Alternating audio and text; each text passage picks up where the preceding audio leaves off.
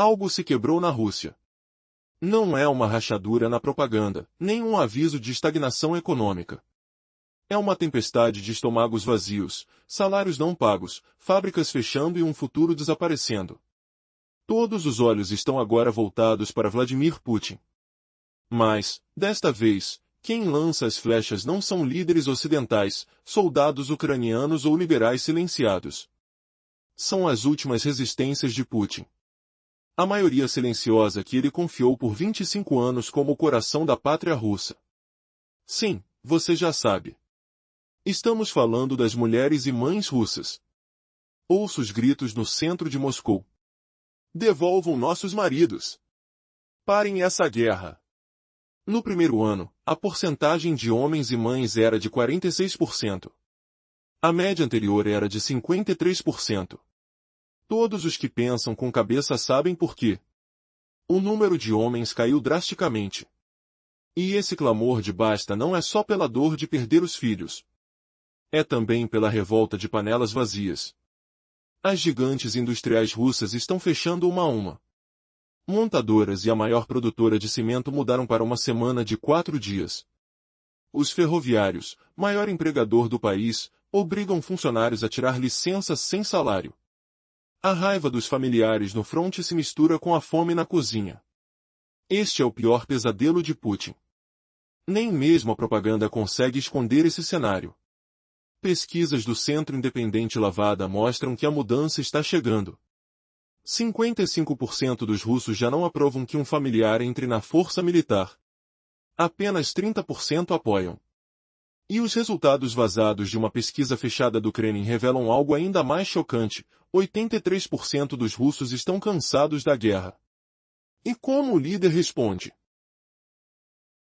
Em 1º de outubro de 2025, Putin assinou o maior decreto de convocação desde há 9 anos. Antes, falamos sobre uma resistência que de tão invisível, se tornou quase indetectável pelo sistema repressivo. Ela cresceu na clandestinidade, tornou-se mais inteligente, criativa e difícil de capturar. Uma análise profunda revela que essa força silenciosa está emergindo de maneiras que nem mesmo os agentes de Putin conseguem entender. São 3 camadas distintas de resistência que ameaçam a base do regime. Mas qual será a próxima etapa dessa luta invisível que está prestes a explodir? Os detalhes vão te surpreender. A primeira camada se manifesta nas ações de manhã bem visíveis, mas de um modo que passa despercebido. O movimento Puk Domoi, liderado por esposas e mães de soldados na linha de frente, é o exemplo perfeito. Seus métodos são engenhosos. Não são chamadas de manifestantes, mas mães de luto. Remetem às mães argentinas que buscavam seus filhos desaparecidos na ditadura. Elas usam lenços brancos simbólicos, todos os sábados. Deixam flores no túmulo do soldado desconhecido em Moscou, na chama eterna de outras cidades. Legalmente, é uma homenagem aos heróis. Politicamente, é uma denúncia: vocês mataram nossos filhos, queremos que eles voltem. Queremos retomar nossas vidas sem pagamentos, sem promessas. Apenas algo por nós mesmas. Pode ser oração, visita a um mosteiro, uma ida ao museu. Mas quando a polícia começou a reunir as flores, eles criaram uma nova tática. Uma tática que parece até brincadeira, mas é um grito de resistência. É a marcha das panelas vazias. Imagine! Familiares enlutados batendo panelas e frigideiras nas janelas, acordando a população. Não é só barulho. É um símbolo de crise econômica, inflação, de potes vazios, de fome. E essa mensagem, silenciosa e simples, começa a agarrar o coração da nação. Mas a resistência invisível não para por aí. Existe uma fase ainda mais profunda, que o regime não consegue controlar: o uso de símbolos de poder brando. Uma nova força feminina, chamada soft power, se manifesta através de atos simbólicos que o governo não consegue prender como crime. Mulheres como Maria e a Caterina usam suas roupas, acessórios e frases de forma a passar despercebidas, mas carregando uma mensagem potente. Pulseiras nas cores da Ucrânia, brincos com símbolo pacifista, camisetas escondendo "sem guerra" sob estrelas. São milhares de pequenas desobediências silenciosas. Pequenos gestos que mostram coragem, criatividade e esperança. Essa resistência invisível é uma ameaça que o Kremlin teme. Mas há algo maior vindo por aí, uma ameaça que coloca tudo à prova. E essa ameaça, você vai descobrir logo, pode transformar tudo o que conhecemos sobre poder, controle e liberdade. Você consegue imaginar o que ainda está por vir?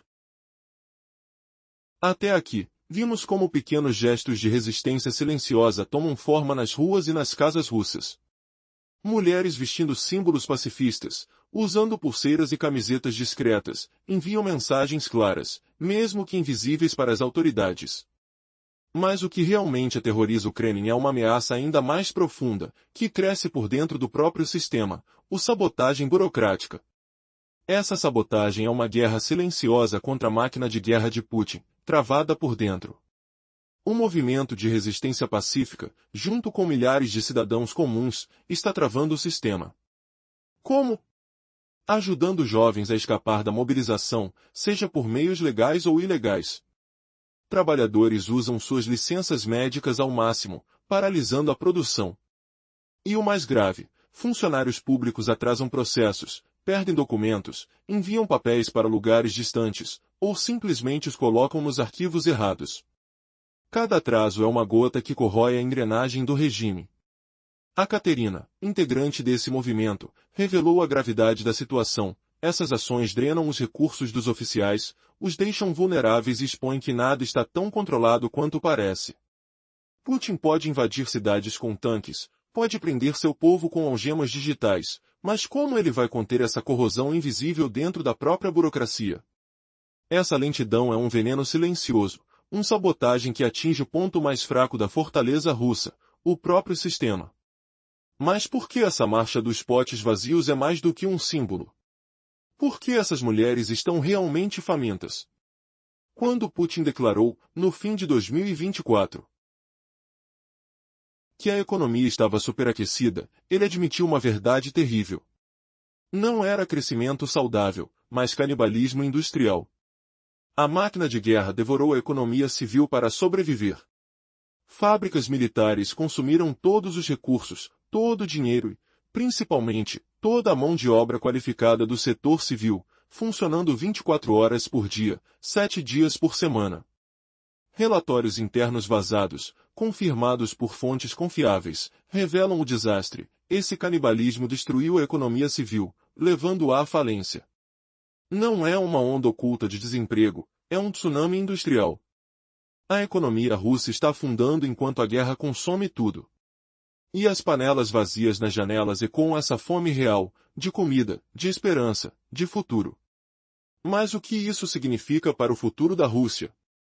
Será que essa resistência interna pode realmente derrubar a fortaleza de Putin?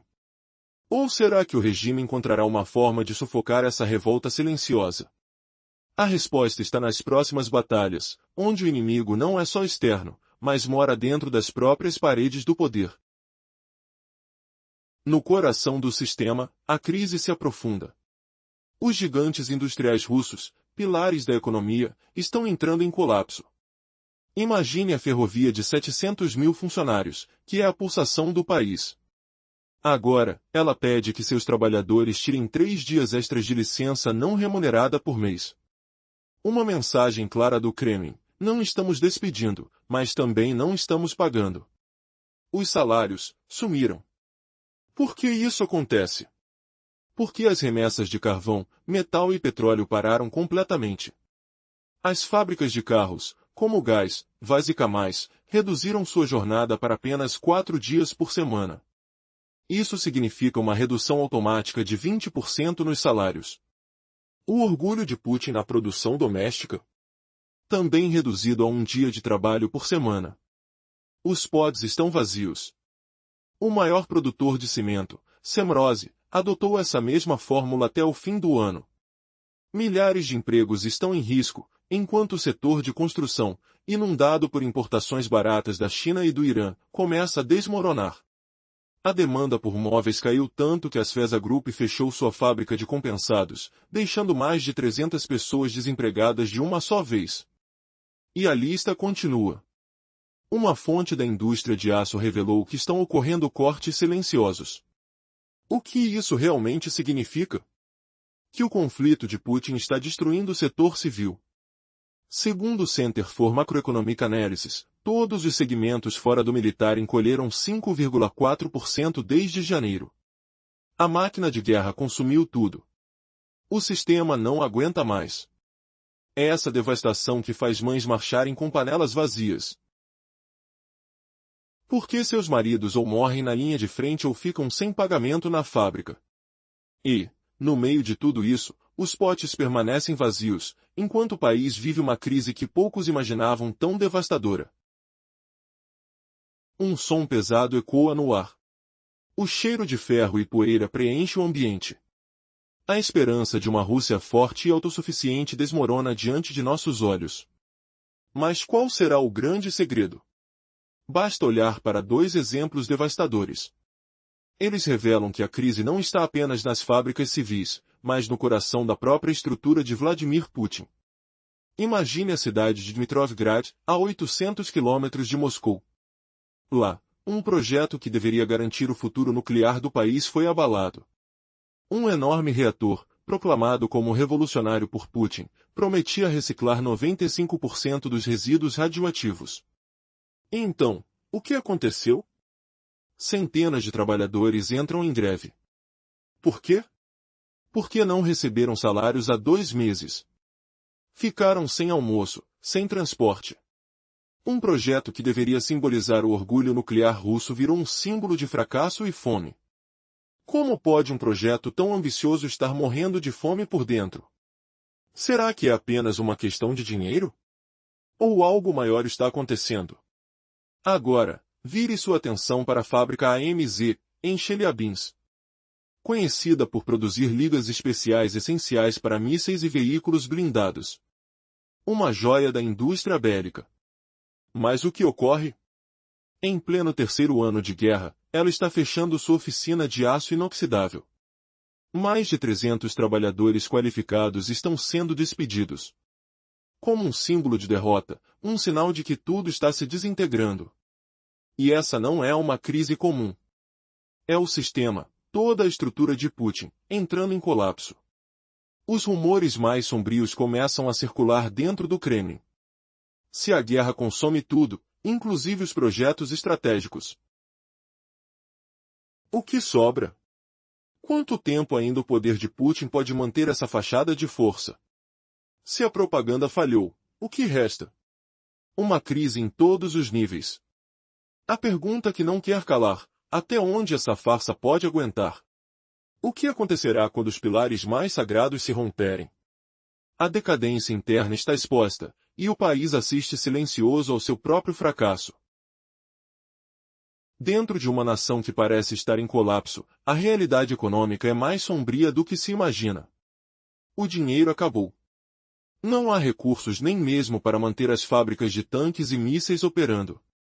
A perda de controle é tão severa que vozes dentro do Kremlin começam a falar do mais temido tabu, os anos 1990.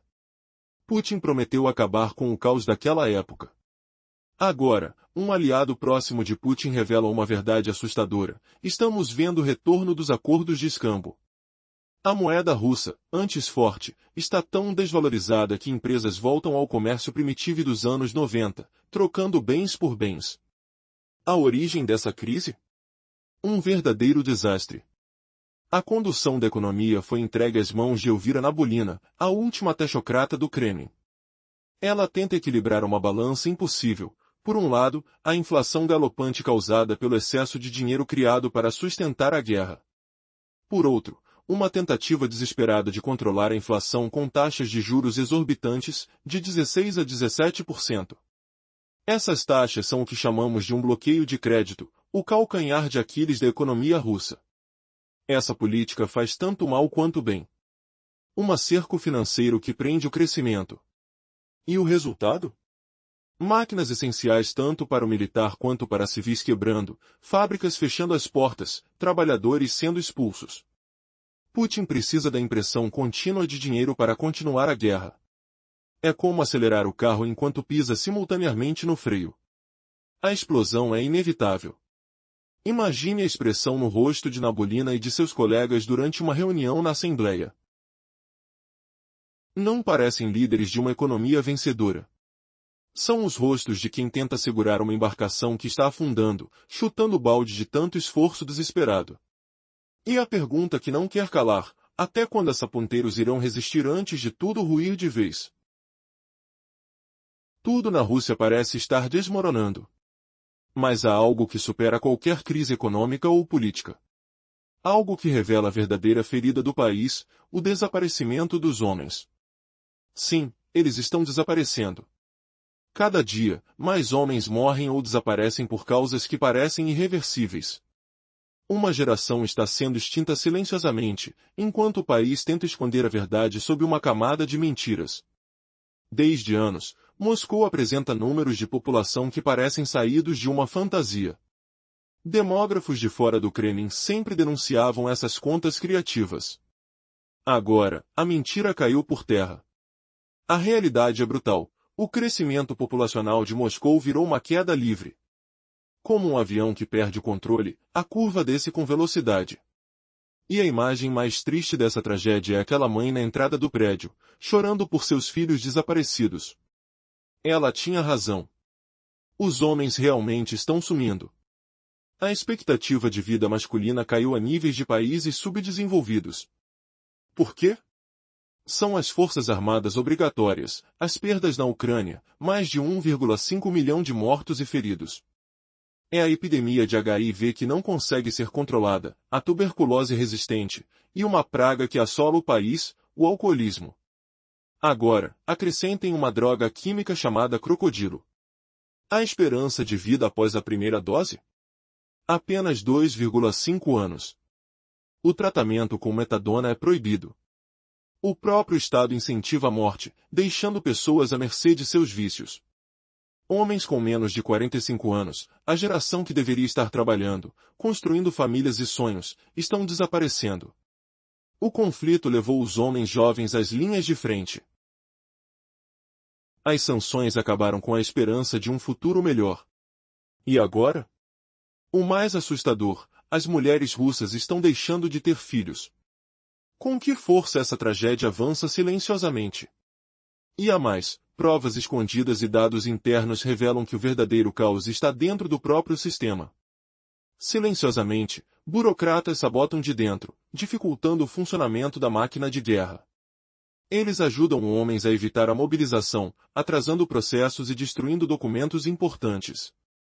Cada atraso, cada documento perdido, é uma faca no coração da nação. O que essa resistência invisível significa? Apenas o começo de uma rebelião clandestina que pode mudar tudo ou destruir tudo. O que você acha? Como uma nação pode sobreviver sem seus homens? E se essa crise for o maior segredo escondido por trás do silêncio forçado do Kremlin? Nos próximos minutos, você descobrirá a verdade: uma Rússia que, aos poucos, está se tornando um país sem futuro. A pergunta é: será que Vladimir Putin sabe do que é capaz de destruir? Ou essa destruição é exatamente o que ele deseja?